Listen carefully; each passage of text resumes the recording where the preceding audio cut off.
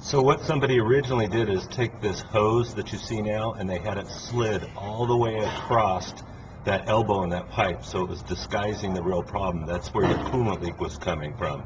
And when the system pressurizes and the hose is where it's supposed to be, you'll see what happens. It's Old Faithful that squirts out of there.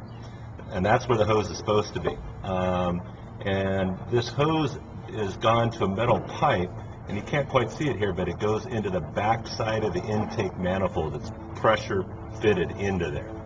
That's the problem.